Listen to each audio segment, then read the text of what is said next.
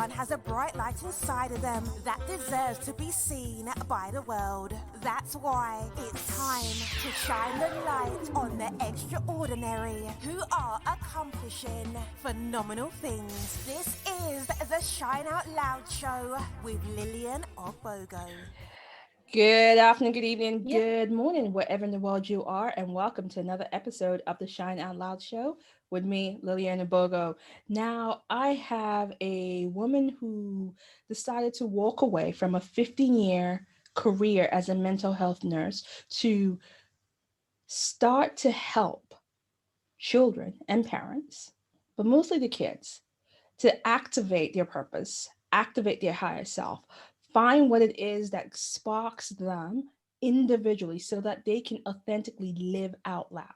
And she decided to do this after having experience with her own son. She's a qualified NLP practitioner and qualified coach, and like I mentioned before, a qualified mental health nurse who has had over 15 years experience. I am talking about the fantastic Mabble Munyimani.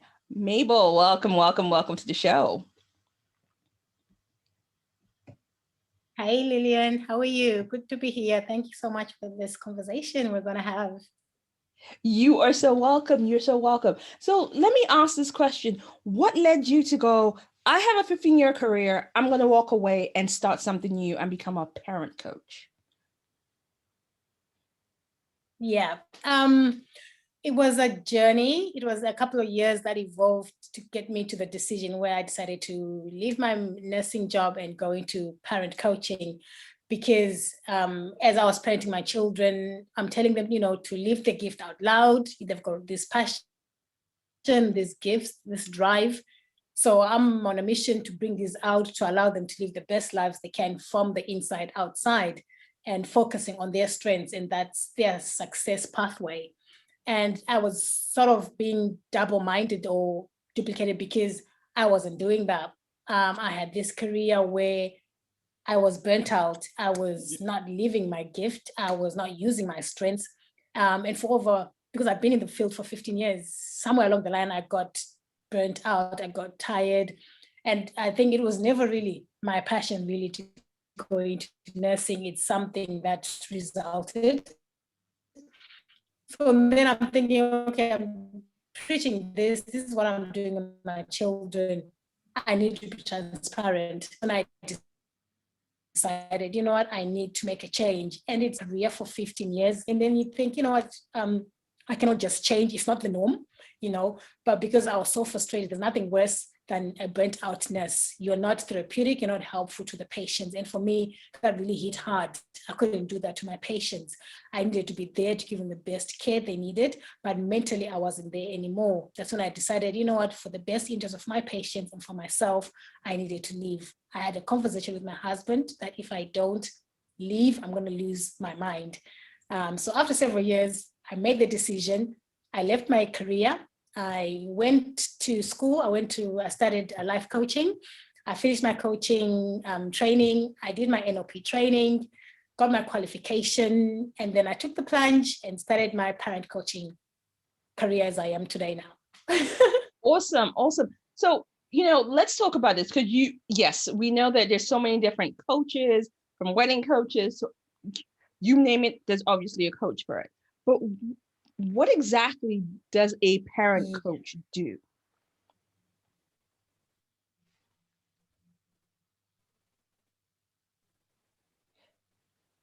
So Mabble, it comes in a whole spectrum. Anything a person can be a coach, but my interests really lie in helping the children.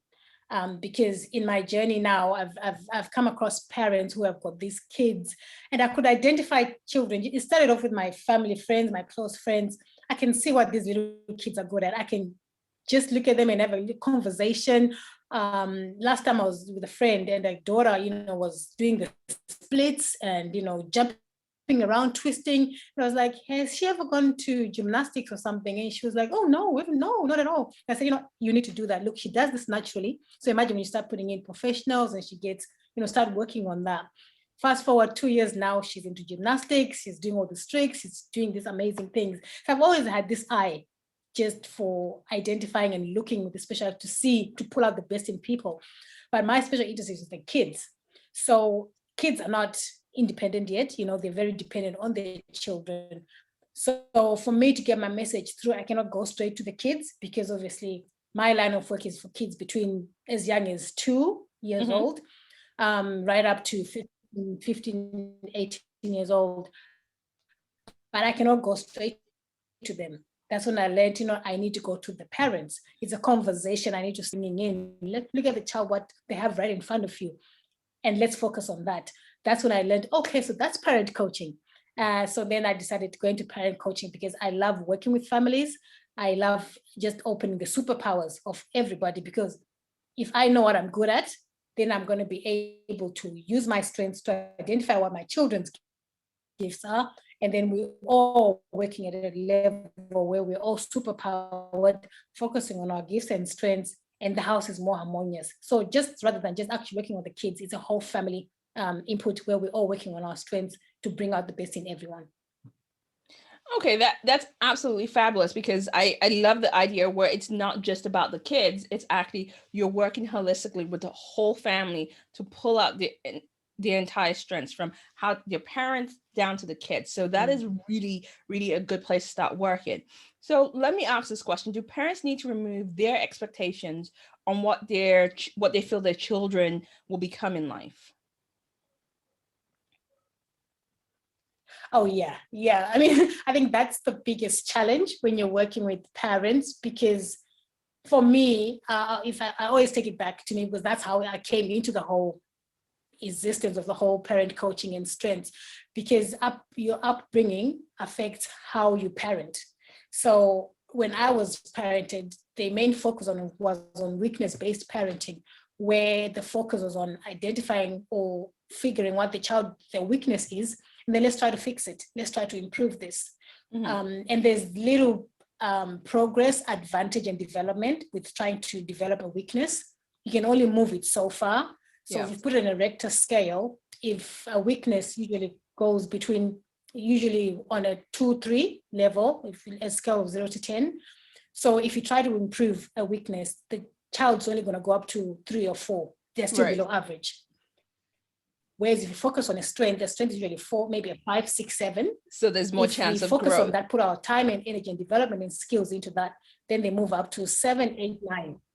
So there's more chance to actually improve on the strength itself than a weakness. So this is what I learned in my own reflection as an adult, that I had the weakness-based parenting. I did not get any better.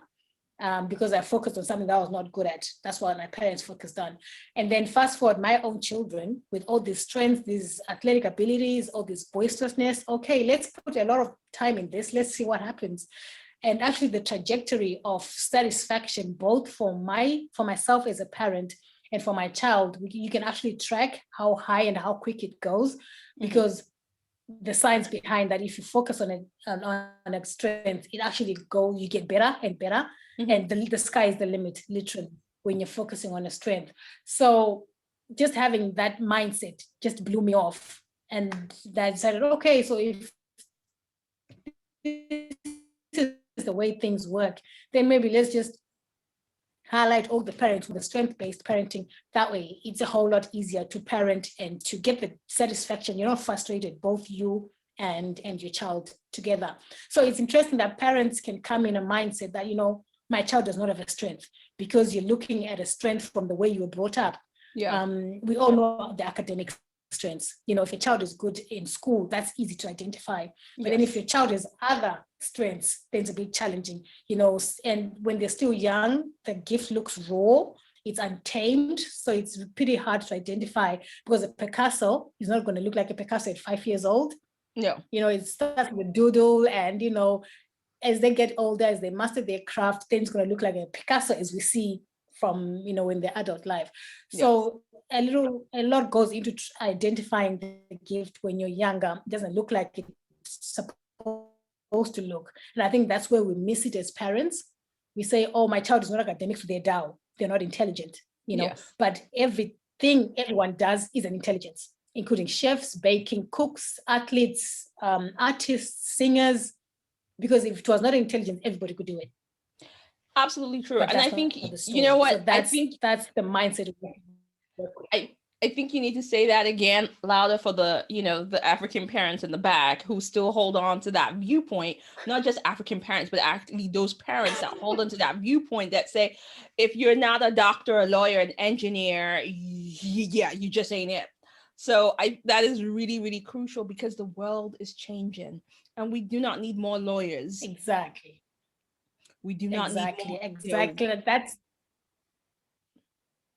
Exactly. And that's my message. The child might not be academic, but every child is intelligent. So let's figure out where their intelligence lies. Absolutely. So as children grow, what is a parent's role in their ever-changing likes and dislikes? Because we know children, they can start today, they like something, come next week, they're like, nope, I'm done. So is there a need to be active in everything, or is there something else as a means of being supportive? How can you support your child or children while the child is still trying to figure out what it is that they like or dislike? Yeah, I think the number one role as a parent is to give them that platform to explore, allow them to do as much as possible as the family can practically do. So it can start in, if you think, it's in school, it's in sports, even in just the activity, the daily activities of the family in the house, in your daily goings in and out. You will start to see what sparks your child. Where do they light up? Where do they engage more? What excites them? What holds their attention a bit longer than everything else? And you start to see a pattern in your exploration that maybe this is where they're tending to go. This is the consistent pattern. It has to be repetitive. It's not something that goes on and off, because children will get excited and drawn back and tired and fed up with a lot of things. It has to be a repetitive, consistent thing that they're attached to, that's taking their attention. And it's that thing when you finally or start to get a picture of it, then maybe just put a bit more focus in that area, start doing, showing more encouragement in that area, just more supportive, more attention, more time. And then you start to get to see a picture and the child will start vocalizing. Some kids will tell you, no, I don't want this. Or you can see by the behavior, just the excitement, their energy towards the thing, their passion, their drive, how long they can last in that particular thing. And then from there, just spend more time, see how far it goes. And don't be afraid. If they, for whatever reason, drop back and say, this is not it, that's fine. Just be open, just be able to explore and then see how far you go. I think a lot of time we get too afraid to offer the platform to explore. And then at the same time, we get fearful to actually make the decision that, no, this is actually it. I found the thing, and that's okay. They don't have to be good at absolutely everything. Find that little thing, that one thing that they enjoy, and just do that. I think we're both afraid on those two terms. And I think just being confident in I'm exploring stage now, and actually now I figured out my child is good, and I'm just going to put my energy, time, resources in this particular area. Okay, so you were talking about something that actually struck a chord with me, talking about fear. And sometimes as parents become afraid of saying, okay, should I try this, should I not try this? But how do you deal with fear when the child wants to do something, obviously is interested, but the child is afraid because they're afraid they're going to fail? How can parents address that whole issue around the fear of failure with their children?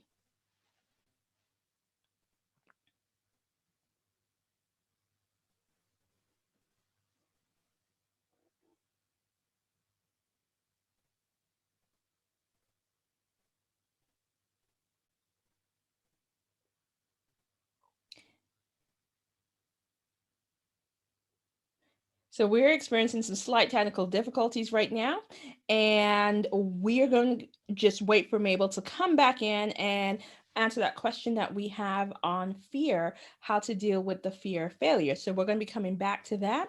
So let's pause for a second. I think she's back at the moment. So Mabel, we were asking the question of fear. How do you help your child who is afraid of failure, but they're interested in something, but that they're afraid to take action on it? How can a parent actually help their children with that? Okay, so if it's a fear from the child, they're fearing to fail, I think part of it is maybe trying to go really back and try to question, where is this fear coming from? And also it depends with age. The more verbal and more mature and articulate they are, then it's a conversation you can have with them that, what are they afraid of? And redefining what does fear look like? Because I think kids have a different understanding of the word fear. Mm-hmm. Sometimes kids with verbalized fears, a lack of confidence, they're not confident in that area. So if get their language behind what does fear mean for them. For me, my experience is when my children say they're fearful, it's because they lack confidence. So I always ask them, okay, so how do you think we can make you more confident? Do you need a couple more lessons? Do you need a couple more time? More time before we actually do what we needed to do? What does confidence look like to you? So I think it's just understanding, if they're old enough to have that conversation, what does fear look like? And obviously it's about demonstrating to the child that it's okay to be fearful, mm-hmm. but to a certain degree, what do we do past the fear now? This is something we really want to do. So we need to go past the fear and use the fear as our base to keep us moving. And I think with my boys, I've had the conversation, what fear is scientifically. Sometimes fear for the brain, you're going to a new territory. You're doing something new. So my brain does not know what that is. So it's just protecting me. It's doing what it does best. It's protecting me. And that's okay. So sometimes just rationalizing and telling yourself, it's because I'm doing something new. So my brain is being fearful, but we're going to be okay, brain. It's just something new. And then you keep moving forward. So I think that's one way I've dealt with the boys, just giving them the understanding that biologically, fear is just your brain being protective of you because you're doing something new. And sometimes fear is a good thing. My boys play tennis, so they're on the court, they get the butterflies and they get fearful. And I tell them, that's your body getting ready to compete. Sitting down on the couch, that. You don't get butterflies, you're not competing, you're relaxed. Now you're in a competition environment, you're ready to compete. Your body, your energy, your things, your energy needs to go to your legs and your brain to start working. It's your body getting ready to compete. So that's okay. So I think it's just educating them what fear is and what it looks like and how to move past what it is. Oh, I like that. I like that part, especially about telling your boys that fear is just your body's way of getting ready to do something great. I think that is really, really powerful. So let's look at some other things. So, the work that you're doing with parents and helping them move forward. So the one thing that you were looking for when you started your own journey, you were looking for a method to help bring out the best in your boys without them feeling like they're broken or they need to be fixed. What did you discover? In the schooling system, I think in the discovery, I just learned that sometimes the child is in the wrong environment. And not that the environment is wrong itself, it's just misplaced. Some kids do well in certain environments, some kids don't. Whereas we tend to blanket all kids in every environment, they should be okay. Mm-hmm. And what conversation I have with adults is, look at yourself as a person. When you watch TV, when you read a book, when you pick a movie, when movies are out, when we used to go to movies pre-COVID, there are only certain things you're interested in. You're not interested in the whole genre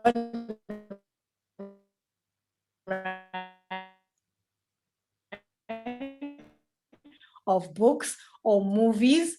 I like to read recipe books. I read sports books. He reads sports magazines because that's what he's into. So my message is, if we as adults have particular interests, we don't do everything. The kids are exactly the same. Mm-hmm. They're not going to follow into everything. They have to learn everything. But let's find out what they are interested in, and then we leverage that to help them learn everything else. So for example, my boys, they love, my middle child, he loves geography. Okay. So what we've done with his learning, he can sit and read the map. He likes to read the atlas. He likes to know borders and rivers and waters, how things work geographically, So what we've done I've leveraged his geography passion to learn maths, So I'll tell him, okay, let's learn about the foreign currency in different countries. UK has got the pound, there's the euro and there's Australian dollars.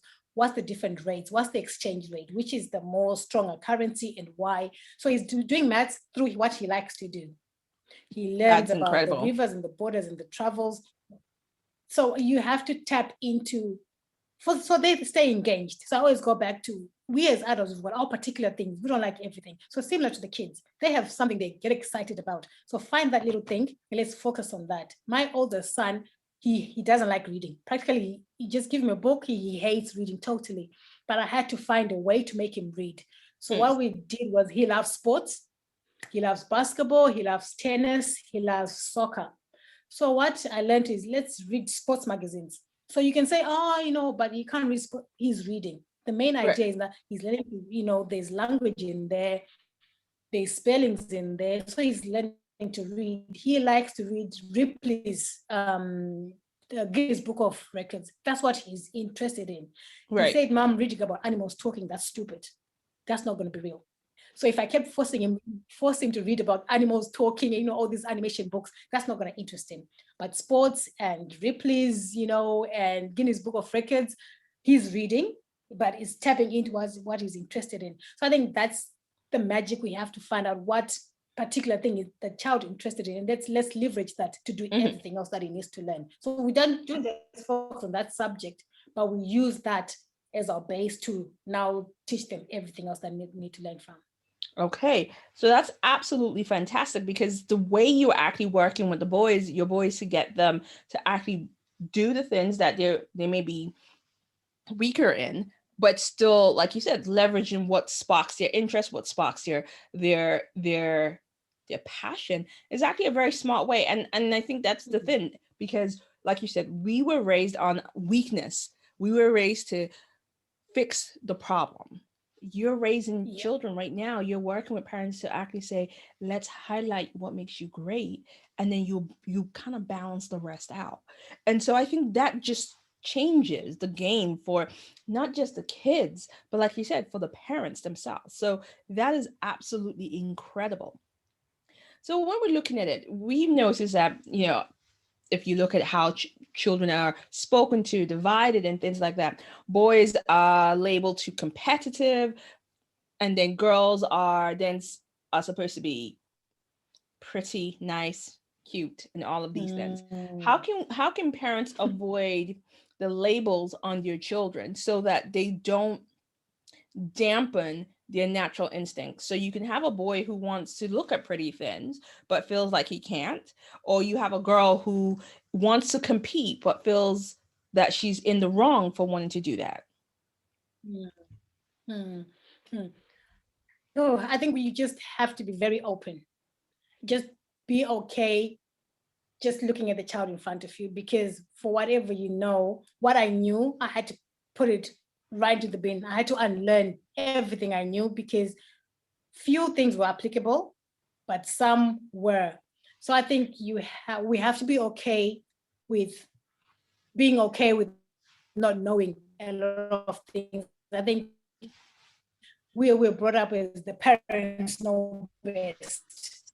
The parents know everything. I don't know everything. Even let's Google it. If you come with the same background, as in you're learning your child is the blueprint. That's the perfect word I'm looking for. Your child is the blueprint. So you need to look at the child, and they will show you, they will guide you in what needs to go, as opposed to you looking and say, I know the answer, I have the answer, this is how we're going to go. You're actually looking at the child, and that child, their gift, their passion, their potential is what's going to dictate the pathway in what you need to do with your child. Absolutely. I like that answer. And it's really about being able to see, and I think you said that in the beginning, being able to see the individual that your child is, not this complete blanket, all my children are like this, or all my children should be like this. And I think that's really, really powerful. So one of the things that you talk about mostly is that there are key factors that parents are missing that leads to frustrated children. So we've kind of pointed at one of them being the don't blanket, allow them to play with their strengths. What other things are parents missing that leads to their children being frustrated?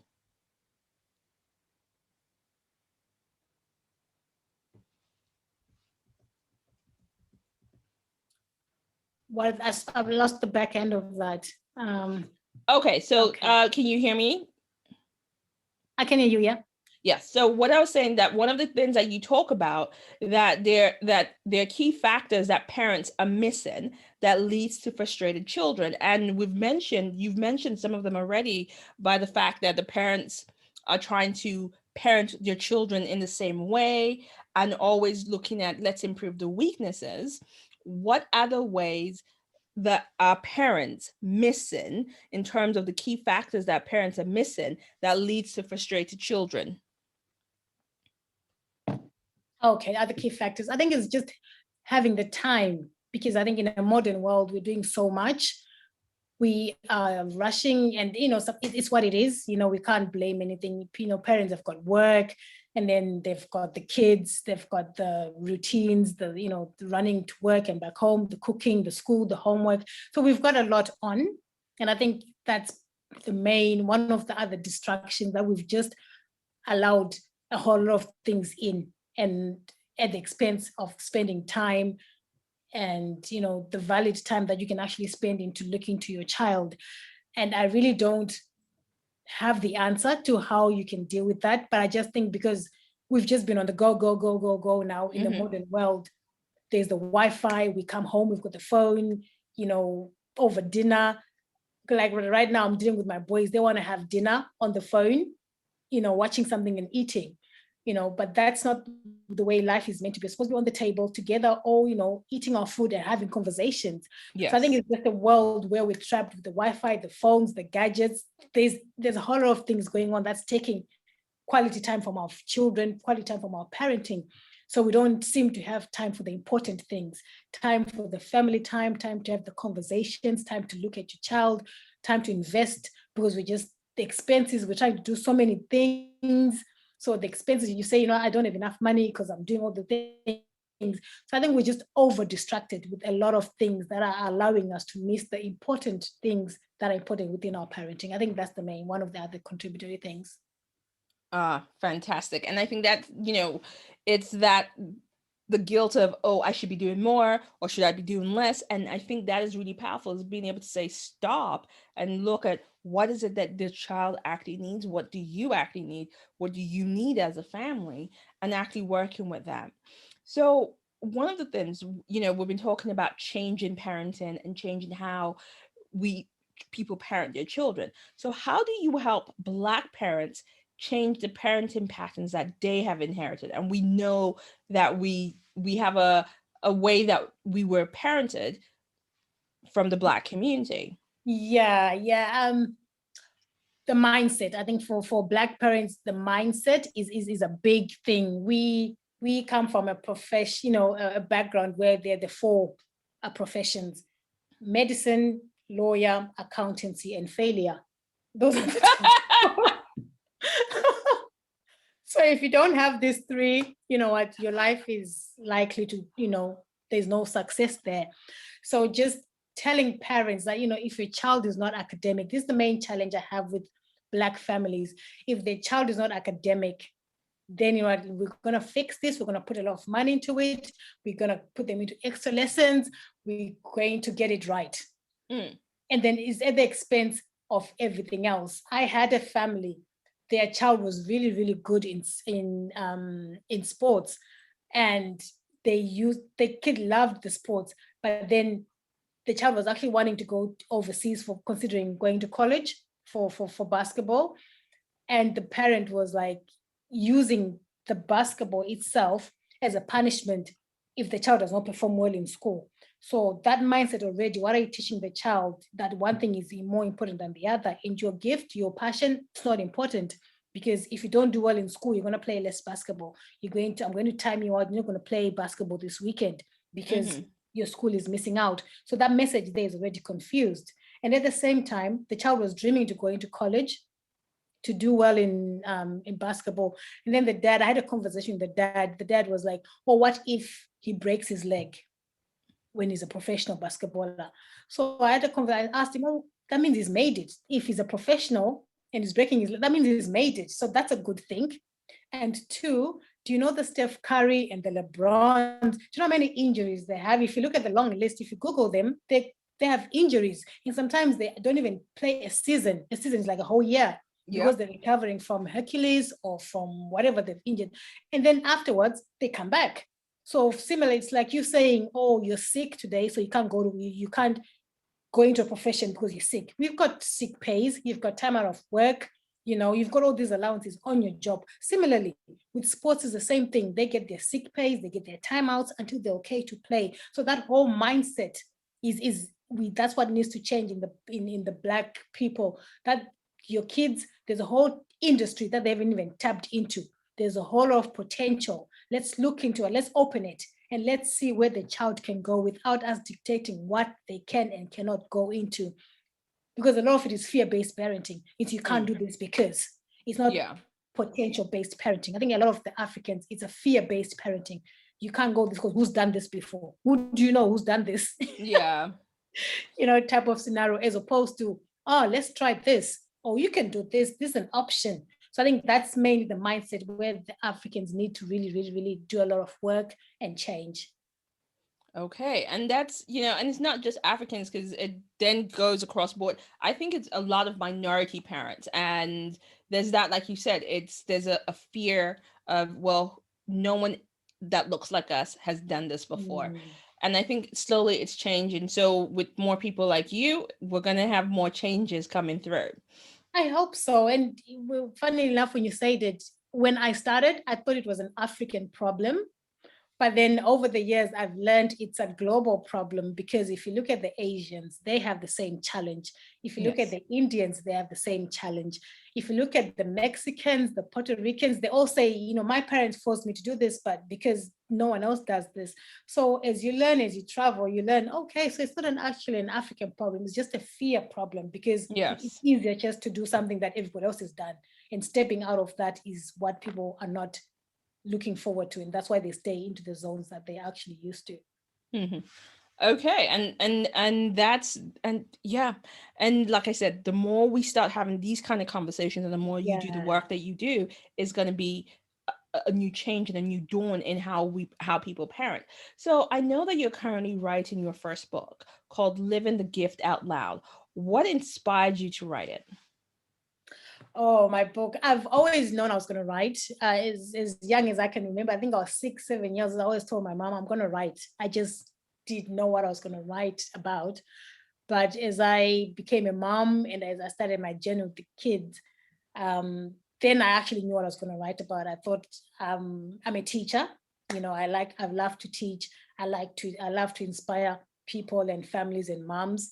And then I thought, this is a different way to get my message, because as well, the same time, most families are asking me, so Mabel, how did you know? That was the most question most moms ask me. How did you know this is what your child are good at? How did you discover it? So then I learned it's not just a family problem, it's actual a problem that every mother has. The question, am I doing enough? Can I do something different? Right. What does my child look at? I learned it's a question that every parent asks. So I thought, okay, in order to get my message out there are people I can meet, because these are the people in my community. But what about the people I can never get to? There are places I'm never going to travel to. So how can I get my message out there? So then the book came up. I thought, okay, so my message can go further with a book than I could ever do. So then I combined my passion for writing, my passion for teaching, and my passion for impact to reach out to more people. Then I thought of doing the book and putting the book together. Okay. All right. So when can we expect to see the book in stores and be able to get it? The book, as we talk, is just going through publishing. I was speaking to my publishing agent last week. So we're just going through the last phases now. So everything is done. So within the next couple of weeks, I would say a week or two, everything should be done. It should be ready to come out. So we're just there. It's nearly out, and I'm so excited because I think they told me in the next week or two, everything will be ready to come out. Awesome. So we will keep an eye out for that. And guys, you'll be able to get the book by time the show goes live. So we have come to that point in the show where we talk about our so loud moment of the week. This is where you get to celebrate a person, a thing, something. You get to celebrate. So, Mabel, what is your so loud moment? Oh, that's it. Because I'm a positive, crazy positive person. So I usually like to celebrate everything and everybody. um, but my so loud moment would be, I guess, it would be about a mom who's just decided. For me, it's one of the moms that I've been coaching, and she rang me up the other day, and she goes, Mabel, I'm doing okay for the first time in many years. I know I'm okay, mom. And it's because I've been working and having a conversation with you, and I've been looking at what my children are doing in front of me, and I feel okay. And it was a big deal because when we started working with her, she was close to depression. She Oh, wasn't confident wow. within herself. She wasn't confident with her life, her skills, her own skills. And I always empowered. I told her, you know what, every parent is the perfect parent for your child. God has not given you the wrong child, or the child has not been given the wrong parent. You're the perfect match. And she was totally confused about that. So when she rang me, she goes, Mabel, I think I'm gonna be okay. For me, that was the highlight. That's fine, because I know an empowered mom, the child is going to be more empowered, because the mom comes with Yes. confidence. The child is just going to see that and see that this is what it looks like. This is what confidence looks like. And then they just inherit that. So that's my live out moment. Oh, that's a powerful, so loud moment. So let's celebrate the mom who's actually found her feet, who feels like she is now an okay mom and she is feeling that she got this. So to the mom who got this, we'll salute and cheer for her. Yay! On the so loud moment. Yay. So Mabel, you have done a fair bit of moving and traveling. What inspires these relocations? Oh, what inspires the relocations is just having a really, really, really, really strong why as to what are you doing. I think I mentioned it a few questions before, that the gift or the talent itself is what dictates the lifestyle Mm-hmm. of the child, or my gift and my talents and my ambitions dictate the lifestyle I'm going to live.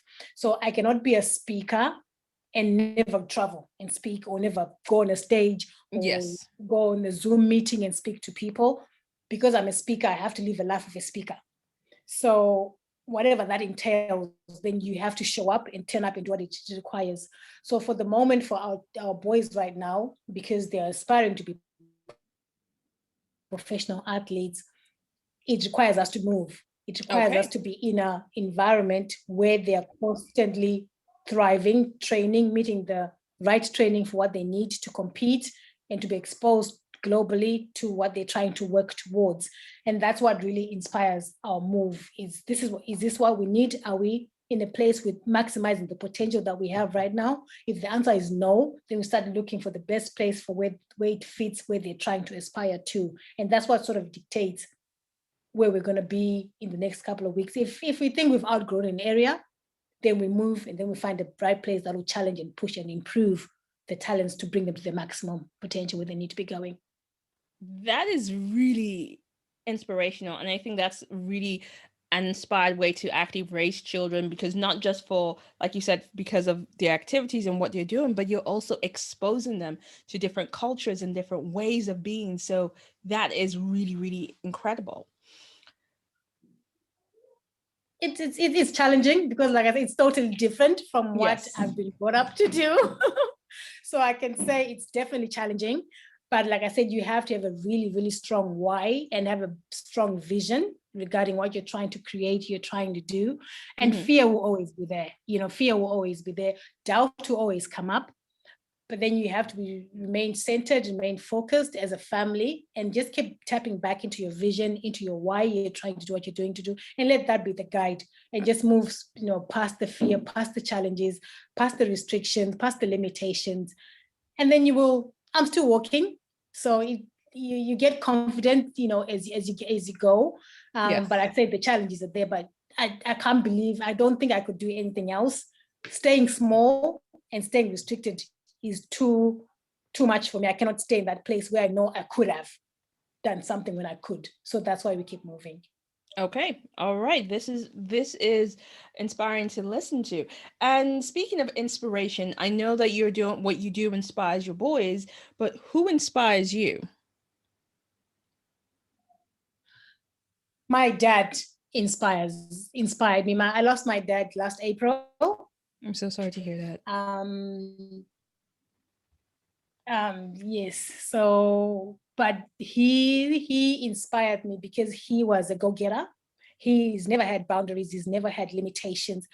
My dad grew up in a rural area, and the story is always told us he got on a bus with a one-way ticket. He managed to save up money to go to the city. He didn't have return money, and he didn't know anybody in the city, but he knew he had a better life out there. He had to move from where he was. And then I look at that, where he started off, and to the lifestyle he gave us. We had a close to perfect life. I didn't lack anything. We traveled, we had holidays, we had a good lifestyle. And for someone who started with nothing to be able to create that for himself, for his wife, and for his children, that for me was enough inspiration. He ventured into businesses and into things. He's self-taught. He pretty much was self-taught in everything he did. Wow. And that inspired me. It made me just, I know he moved with the fear. So I think sometimes I have to learn and just tap back into that. My dad didn't need a certificate, didn't need a qualification, didn't need to know anybody. He just put one step in front of the other until everything came together. So he's my inspiration. He's pretty much told me that, you can go as far as you can dream, and there are no limits. Okay, so the message that your father taught you is just, when you think about it, he says you can go as far as you can. There are no limits, and the only thing that will limit you is you. And I think that's a powerful person to be inspired by. So we know the book is coming out very soon. So how can people get hold of you? How can they find you on the socials? What are your details? Okay, so on my socials, I'm on Instagram as at Intentional Living Coaching. And on Facebook, I'm on Intentional Living Coaching 1. That's my Facebook profile. Okay. And on my website, it's and my email, if someone wants to give me an email, is hello@intentionallivingcoaching.com. So that email address again and of course, is... the book will be coming out loud. Hold on 1 second. Mabel, let me just go back over because you broke out a bit.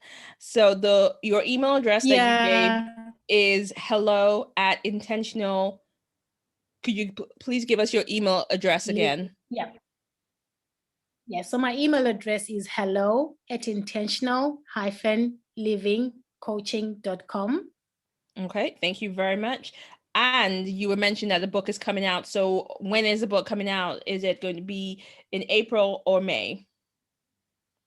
It'll be in April. It'll be probably going to be the next couple of weeks. So I'm saying they gave me the date for 15th of April. So that's when the book will be available. But again, I'll put all the details on my platforms, and there's going to be a website for the book, livingthegiftoutloud.com. So that will be another platform as well for the book. Awesome. So we'll put that in the show notes, and so everyone can actually go and find it and connect with the book.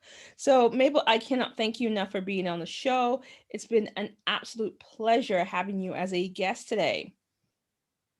Thank you so much, Lillian. I enjoyed every bit of it.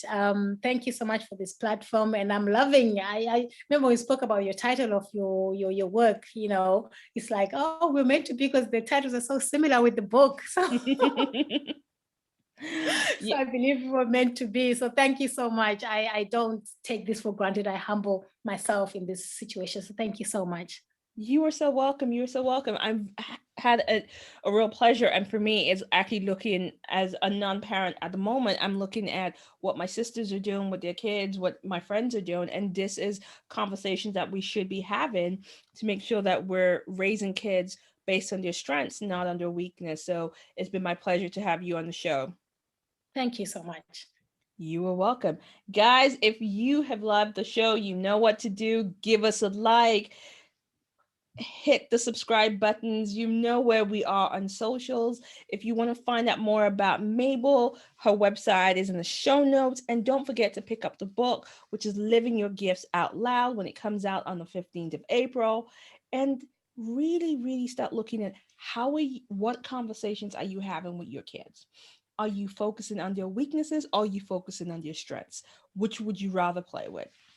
Now, if you know anyone that is going to be great for the show, hey, you know what to do. Drop us a message and we'll love to hear from you. So guys, you see us again soon. This is Lillian Bogo saying bye.